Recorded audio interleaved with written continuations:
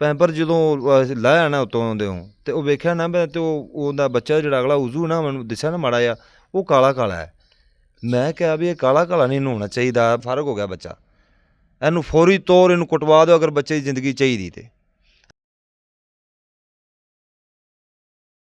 जब हम यहाँ पर आए तो यहाँ पर क्लिनिक जो है वो बंद करके भाग चुके हुए थे, लेकिन फिर भी हमने नोटिस यहाँ पर लगा दिया और ये नोटिस की कॉपी हम पुलिस को भी हम दे रहे हैं। ਸਾਰੇ ਲਾਲਾ ਪਿੱਟਣ ਰੋਵਣ ਲੱਗ ਪੈਣ ਜਿਵੇਂ ਕੋਈ ਫੌਤ ਹੋ ਗਿਆ ਹੁੰਦਾ ਹੈ। ਕਿਸੇ ਮਿਨਿਸਟਰ ਦਾ, ਕਿਸੇ ਐਮਪੀਏ ਦਾ, ਕਿਸੇ ਐਮਐਨਏ ਦਾ ਹੁੰਦਾ ਬੱਚਾ ਤੇ ਇਹਨਾਂ 24 ਘੰਟੇ 'ਚ ਰਿਜ਼ਲਟ ਕੱਢ ਦੇਣਾ ਸੀ। ਸਾਡਾ ਨਾ ਕੀ ਰਿਜ਼ਲਟ ਕੱਢਿਆ, ਮੈਨੂੰ ਪਤਾ ਮੈਂ ਕੋਈ 500,000 ਕਾਲ ਉਸ ਬੰਦੇ ਨੂੰ ਕੀਤੀ, ਉਸ ਬੰਦੇ ਨੇ ਸਾਡੀ ਕਾਲ ਅਟੈਂਡ ਨਹੀਂ ਕੀਤੀ। ਜਿਹੜੇ ਡਾਕਟਰ ਕੋਲ ਵੀ ਜਾਂਦੇ ਆ ਉਹ ਹੀ ਜਵਾਬ ਦਿੰਦਾ, ਉਹ ਕਹਿੰਦਾ ਨਹੀਂ ਮੈਂ ਇਹਨੂੰ ਛਿੜ ਕੇ ਆਪਦੇ ਪੇਟੇ ਲਵਾਉਣਾ।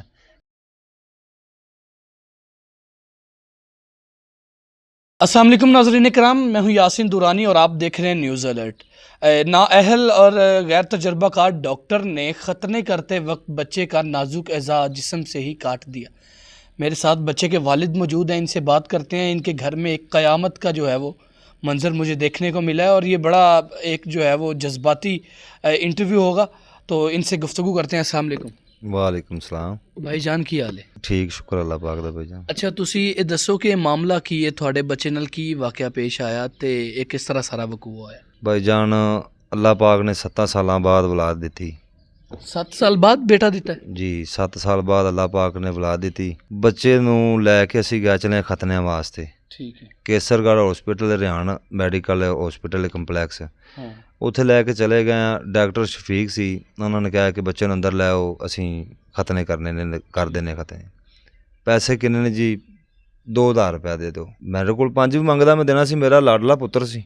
ज़ाहिर है 7 साल बाद औलाद बड़ी प्यारी होती है, हाँ जी। जेड़ी मतलब ज़्यादा देर तो बाद होवे। ਜੀ ਜੀ, ਮੇਰੇ ਕੋਲ 5 ਮੰਗਦਾ, 10 ਮੰਗਦਾ, ਮੈਂ ਦੇ ਦੇਣਾ ਸੀ। ਮੈਨੂੰ ਦੱਸਦਾ ਵੀ ਇਸ ਤਰ੍ਹਾਂ ਕਰਨਾ ਸੀ ਤੇ ਫਿਰ ਮੈਂ ਕਿਆਮਤ ਮੇਰੇ ਤੇ ਜਿਹੜੀ ਟੁੱਟੀ ਮੈਂ ਕਰਵਾਉਂਦਾ ਹੀ ਨਾ। ਮੈਂ ਪੈਸੇ ਦਿੱਤੇ ਨੇ, ਅੰਦਰੋਂ ਖਤਨੇ ਕਰਕੇ ਲੈ ਆਇਆ। ਮੈਂ ਬੱਚੇ ਨੂੰ ਖੁਸ਼ੀ ਖੁਸ਼ੀ ਘਰ ਲੈ ਆਇਆ। ਸਾਡੇ ਘਰ ਖੁਸ਼ੀ ਦਾ ਮਾਹੌਲ ਹੈ। ਸਾਡੇ ਭੈਣਾਂ ਭਰਾ, ਸਾਰੇ ਰਿਸ਼ਤੇਦਾਰ ਜਿਹੜੇ ਸਾਡੇ ਨਾਲ ਨਹੀਂ ਵੀ ਬੋਲਦੇ ਸੀ, ਮੇਰੇ ਭੈਣਾਂ ਭਰਾ, ਉਹਨਾਂ ਵੀ ਮੈਨੂੰ ਮੁਬਾਰਕਾਂ ਦਿੱਤੀਆਂ। ਮੇਰੇ ਘਰ ਆਏ ਨੇ, ਮੈਨੂੰ ਆ ਕੇ ਉਹਨਾਂ ਵੀ ਮੁਬਾਰਕਾਂ ਦਿੱਤੀਆਂ। ਮੇਰੇ ਭੈਣਾਂ ਭਰਾ ਜਿਹੜੇ ਨਹੀਂ ਸੀ ਬੋਲਦੇ, ਬੱਚੇ ਨੂੰ ਲੈ ਕੇ ਘਰ ਆ ਗਏ ਬੜੇ ਹੱਸੀ ਖੁਸ਼ੀ। ਰਾਤ ਹੋਈ ਨਾ ਜਦੋਂ, ਤੇ ਉਹ ਨਾ ਬੱਚਾ ਨਾ ਸੁੰਨ ਸੀ ਹੁੰਦਾ ਜਿਸਮ, ਉਹਨੂੰ ਪਤਾ ਹੀ ਨਹੀਂ ਸੀਗਾ। ਰਾਤ ਲੰਘੀ, ਸੁਬਾਹ ਬੱਚਾ ਉੱਠਿਆ ਨਾ ਜਦੋਂ, ਤੇ ਬੱਚਾ ਰੋਣ ਲੱਗ ਪਿਆ। ਮੈਂ ਉਹਦੀ ਬੱਚੇ ਦੀ ਮੰਮਾ ਨੂੰ ਕਿਹਾ, ਮੈਂ ਕਿਹਾ ਇਹਦਾ ਨਾ ਪੈਂਪਰ ਉਤਾਰ ਦਈਏ, ਖਰੇ ਪੈਂਪਰ ਦੀ ਵਜ੍ਹਾ ਤੋਂ ਵਿਚਾਰਾ ਨੂੰ ਤਕਲੀਫ ਹੋਵੇ, ਜ਼ਖਮ ਹੈ ਨਾ, ਤਕਲੀਫ ਨਾ ਹੋਵੇ ਤੇ ਪੈਂਪਰ ਉਤਾਰ ਦਈਏ। ਪੈਂਪਰ ਜਦੋਂ ਲਾਹਿਆ ਨਾ ਉੱਤੋਂ ਆਉਂਦੇ ਹੋ ਤੇ ਉਹ ਵੇਖਿਆ ਨਾ ਮੈਂ ਤੇ ਉਹਦਾ ਬੱਚਾ ਜਿਹੜਾ ਅਗਲਾ ਉਜ਼ੂ ਨਾ ਮੈਨੂੰ ਦਿਸਿਆ ਨਾ ਮਾੜਾ ਜਿਹਾ ਉਹ ਕਾਲਾ ਕਾਲਾ ਹੈ। ਮੈਂ ਕਿਹਾ ਵੀ ਇਹ ਕਾਲਾ ਕਾਲਾ ਨਹੀਂ ਨਹਾਉਣਾ ਚਾਹੀਦਾ, ਬੱਚੇ ਨੇ ਪਿਸ਼ਾਬ ਵੀ ਨਹੀਂ ਕੀਤਾ, ਪੈਂਪਰ ਵੀ ਸੁੱਕਾ ਹੈ, ਕੀ ਗੱਲ ਹੈ। ਮਸਾਨੇ ਨੇ ਉਹ ਵੀ ਸਾਈਡਾਂ ਤੋਂ ਸੁੱਜੇ ਫੁੱਲੇ ਪੈਣੇ। ਮੈਂ ਨਾ ਡਾਕਟਰ ਸ਼ਫੀਕ ਨਾਲ ਰਾਬਤਾ ਸ਼ੁਰੂ ਕਰਤਾ। ਮੈਂ ਪੁੱਛੀ ਬਾਈ ਵੀ ਆ ਕੀ ਗੱਲਬਾਤ ਹੈ ਤੇ ਆ ਕੀ ਮਸਲਾ? ਨਹੀਂ ਉਹ ਪਾਇਓਡੀਨ ਲੱਗੀ। ਮੈਂ ਕਿਹਾ ਬਾਈ ਸਾਨੂੰ ਸਹੀ ਗੱਲ ਦੱਸ ਦੇ, ਮੇਰਾ ਤਾਂ ਕੱਲ੍ਹ ਦਾ ਸਾਹ ਹੀ ਮੇਰਾ ਸੁੱਕ ਗਿਆ ਜਦੋਂ ਮੈਨੂੰ ਵੇਖਿਆ ਬੱਚੇ ਨੂੰ। ਇਹ ਮਸਲਾ ਕੀ ਬਣਿਆ, ਸਾਡੇ ਨਾਲ ਕੀ ਹੈ ਮਾਮਲਾਤ ਨੇ? ਨਹੀਂ ਜੀ ਨਹੀਂ। ਰਾਤ ਅਸੀਂ ਬੜੀ ਔਖੀ ਕੱਢੀ, ਅਸੀਂ ਇੱਥੇ ਡਾਕਟਰਾਂ ਦੇ ਆਮ ਛੋਟੇ ਮੋਟੇ ਤੇ ਭਜਾਈ ਫਿਰੇ ਹਾਂ। ਨਹੀਂ ਜੀ, ਡਾਕਟਰ ਸ਼ਫੀਕ ਕੋਲ ਗਏ ਅਸੀਂ, ਨੂਰ ਮਸਜਿਦ ਦੇ ਕੋਲ, ਉਹਦੇ ਕੋਲ ਗਏ ਹਾਂ ਡਾਕਟਰ ਕੋਲ। ਉਹਨੇ ਇਹ ਗੱਲ ਕੀਤੀ ਕਿ ਇਹਨੂੰ ਫੌਰੀ ਤੌਰ ਲਾਹੌਰ ਲੈ ਜਾਓ, ਚਿਲਡਰਨ ਹਸਪੀਟਲ 'ਚ। ਅਸੀਂ ਕਿਹਾ ਵੀ ਇਹਨੂੰ ਲਾਹੌਰ ਕਿਉਂ ਅਸੀਂ ਲੈ ਕੇ ਜਾਈਏ, ਅਸੀਂ ਖਤਨੇ ਕਰਾਏ, ਮਸਲਾ ਕੀ ਹੈ ਸਾਨੂੰ ਕੋਈ ਦੱਸੋ। ਉਹਨੇ ਕਿਹਾ ਵੀ ਤੁਹਾਨੂੰ ਕਿਹਾ ਇਹਨੂੰ ਲਾਹੌਰ ਲੈ ਜਾਓ। अच्छा, ਅਸੀਂ ਬੱਚੇ ਨੂੰ ਫੌਰੀ ਤੌਰ ਲਾਹੌਰ ਲੈ ਕੇ ਚਲੇ ਗਏ। ਲਾਹੌਰ ਚਿਲਡਰਨ ਹਸਪਤਾਲ ਦੇ ਵਿੱਚ ਗਏ ਹਾਂ। ਉਹਨਾਂ ਨੇ ਜੀ ਸਾਨੂੰ ਭਜਾ ਕੇ ਪਹਿਲੇ ਤਾਂ ਉਹਨਾਂ 3-4 ਘੰਟੇ ਸਾਨੂੰ ਮਾਰਿਆ। ਇੱਥੋਂ ਜੀ ਆਹ ਪਰਚੀ ਲਵੋ ਜੀ, ਇੱਥੋਂ ਜੀ ਆਹ ਪਰਚੀ ਲਵੋ, ਆਹ ਫਾਈਲ ਇੱਥੋਂ ਬਣਾਓ, ਆਹ ਸਾਈਨ ਇੱਥੋਂ ਕਰਾਓ। ਜੇ ਅਸੀਂ ਭੱਜ ਭਜਾ ਕੇ ਖਪਾ ਕੇ 2 ਘੰਟੇ ਬੱਚੇ ਨੇ ਤਕਲੀਫ ਸਾਡੇ ਨੇ ਚੱਲੀ ਹੈ ਗਰਮੀ ਦੇ ਵਿੱਚ। ਅਸੀਂ ਬੜਾ ਸੀ ਉੱਥੇ ਦੋਵੇਂ ਜੀ, ਅਸੀਂ ਬੜਾ ਪਰੇਸ਼ਾਨ। ਭੈਣਾਂ ਭਰਾਵਾਂ ਨੂੰ ਦੱਸਿਆ ਨਾ ਵੀ ਆਹ ਮਸਲਾ ਬਣ ਗਿਆ, ਲੈ ਕੇ ਆਹ ਭੱਜ ਉੱਠੇ, ਪਹਿਲੇ ਵੇਖਣਾ ਕੀ ਬਣਦਾ। ਲੈ ਕੇ ਬੱਚੇ ਨੂੰ ਚਲੇ ਗਏ ਅਸੀਂ। ਉੱਥੇ ਜਾ ਕੇ ਜਦੋਂ ਭੱਜਣ ਭਜਾ ਸਾਰਾ ਅਸੀਂ ਕਰ ਲਿਆ ਨਾ ਜੀ।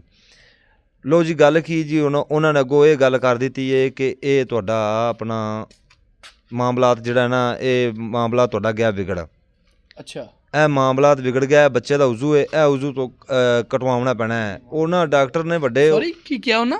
ਉਜ਼ੂ ਕਟਵਾਉਣਾ ਪੈਣਾ ਬੱਚੇ ਦਾ। इस तो पहले नहीं सी कटिया? ਨਹੀਂ ਜੀ, ਇਸ ਤੋਂ ਪਹਿਲੇ ਤਾਂ ਇਹਨਾਂ ਨੇ ਮਸਲਨ ਜਿਹੜਾ ਇਹਨਾਂ ਕੀਤਾ ਨਾ, ਉਹ ਕਹਿ ਰਹੇ ਨੇ ਕਿ ਬੱਚੇ ਦਾ ਉਜ਼ੂ ਬਿਲਕੁਲ ਬੇਕਾਰ ਹੋ ਗਿਆ, ਇਹਦਾ ਕੋਈ ਹੱਲ ਨਹੀਂ ਹੈਗਾ। मतलब कि कट लग गया सी, मसला होया की? ਹਾਂਜੀ, ਉਹ ਬੱਚੇ ਦੀਆਂ ਕਹਿੰਦੇ ਨੇ ਕਿ ਜਿਹੜੀਆਂ ਹੁੰਦੀਆਂ ਨਾ ਸਪਾਰੀ ਵਾਲੀਆਂ ਜਿਹੜੀਆਂ ਪਿੱਛੋਂ ਨਾੜਾਂ ਆਉਂਦੀਆਂ ਉਹ ਕੱਢ ਦਿੱਤੀਆਂ ਨੇ, ਫਰਕ ਹੋ ਗਿਆ ਬੱਚਾ। ਇਹਨੂੰ ਫੌਰੀ ਤੌਰ ਇਹਨੂੰ ਕੁਟਵਾ ਦਿਓ ਅਗਰ ਬੱਚੇ ਦੀ ਜ਼ਿੰਦਗੀ ਚਾਹੀਦੀ ਤੇ।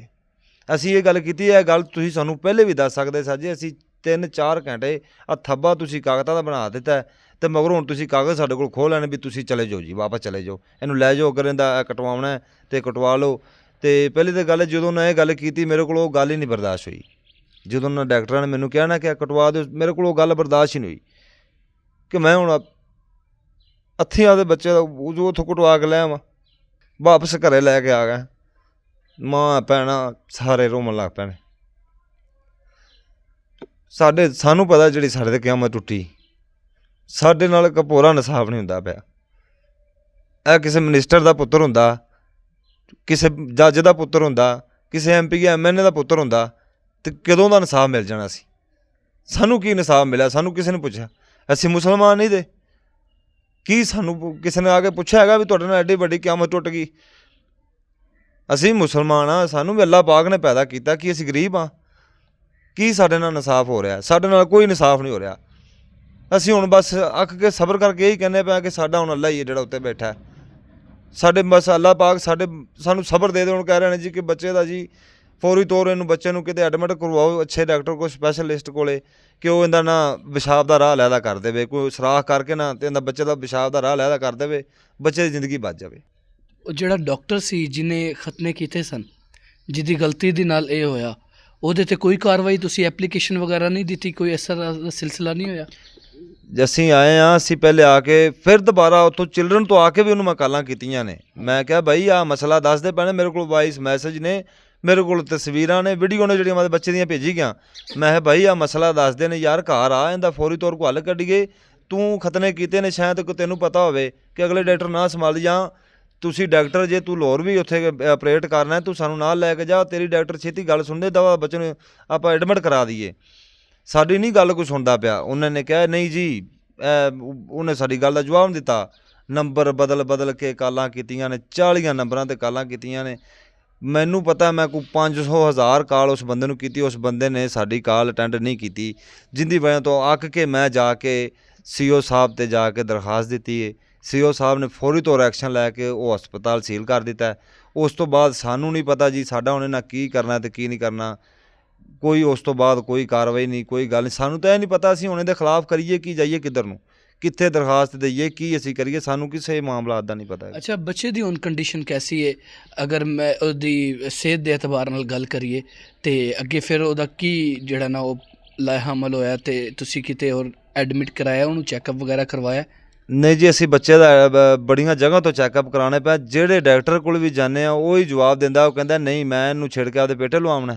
ਕੋਈ ਡਾਕਟਰ ਵੀ ਹੱਥ ਨਹੀਂ ਪਾਉਂਦਾ ਪਿਆ। ਹੁਣ ਇੱਕ ਲਾਹੌਰ ਡਾਕਟਰ ਹੈਗਾ ਆਪਣਾ ਸਰਜਨ ਡਾਕਟਰ ਸਪੈਸ਼ਲਿਸਟ, ਉਹਨੇ ਕੱਲ੍ਹ ਇਹ ਗੱਲ ਕੀਤੀ ਕਿ ਇਹਨੂੰ ਲੈ ਆਵੋ, ਇੰਨਾ ਮੈਂ ਕਰ ਸਕਣਾ ਕਿ ਇਹਨਾਂ ਕੋ ਆਪਾਂ ਕਰ ਦਈਏ ਇਹਦਾ ਕਿ ਬੱਚੇ ਦਾ ਪਿਸ਼ਾਬ ਦੀ ਆਸਾਨੀ ਹੋ ਜਾਵੇ। ਚਲੋ ਇਹਨੂੰ ਪਿਸ਼ਾਬ ਦਾ ਇਹਦਾ ਰਸਤਾ ਲੈਦਾ ਕਰ ਦਈਏ ਕਿ ਇਹਨੂੰ ਪਿਸ਼ਾਬ ਆਉਣ ਲੱਗ ਪਵੇ। ਸਰ ਅਗਲਾ ਜਿਹੜਾ ਪਿੰਡ ਹੈ ਨਾ ਉਹ ਬੜਾ ਮੁਸ਼ਕਿਲ ਹੈ।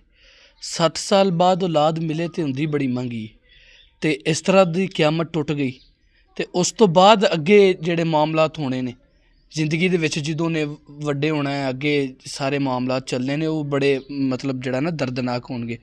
ਤੇ ਤੁਸੀਂ ਕੀ ਸੋਚਦੇ ਹੋ ਕਿ ਇੰਨੀ ਜਿਹੜਾ ਨਾ ਇਸ ਤਰ੍ਹਾਂ ਦਾ ਕੰਮ ਕਰਨ ਵਾਲੇ ਜਿਹੜੇ ਡਾਕਟਰਸ ਨੇ ਉਹਨਾਂ ਨਾਲ ਕੀ ਹੋਣਾ ਚਾਹੀਦਾ?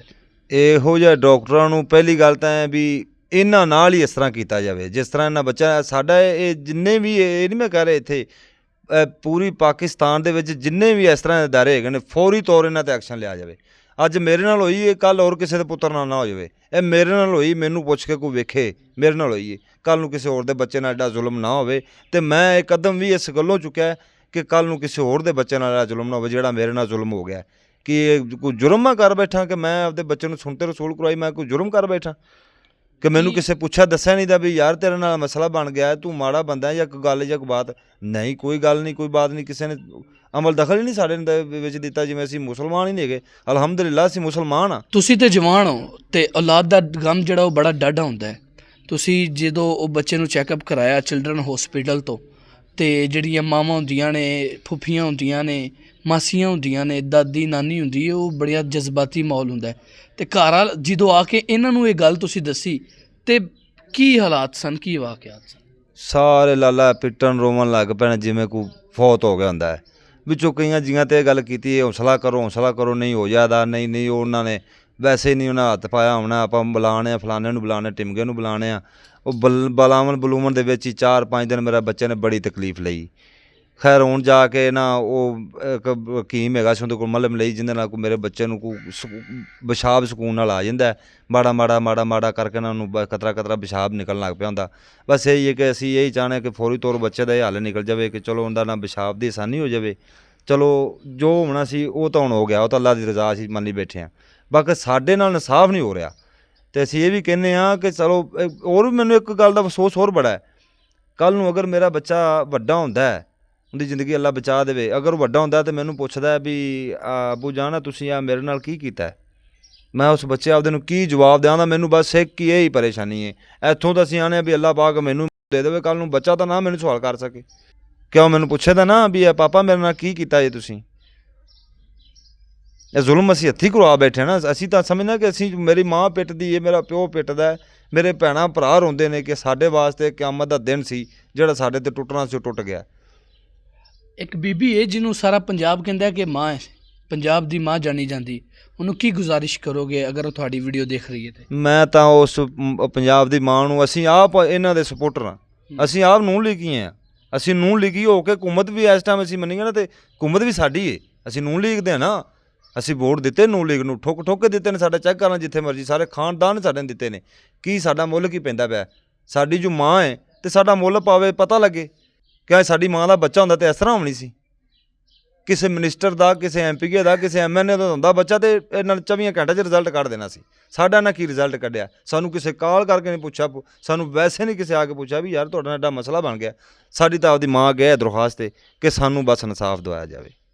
नाज़रीन कराम, ये सारी सिचुएशन थी और आपने देखा कि इस बहादुर बाप ने ये तो कह दिया कि जो होना था वो हो चुका, और वाकई अल्लाह की मर्ज़ी के आगे किसी का कोई ज़ोर नहीं है। लेकिन अब सवाल ये है कि क्या ये माशरा, ये बेहिस माशरा, जब बच्चा बड़ा होगा, स्कूल कॉलेज जाएगा, माशरे में बैठेगा, उठेगा, फिरेगा, बात करेगा, तो क्या ये माशरा इतनी सहूलत देगा, गुंजाइश देगा कि वो अपनी ज़िंदगी बग़ैर तानों के, बग़ैर जो है वो क्रिटिसिज्म के आज़ादाना तौर पर खुशहाल होकर गुजार सके?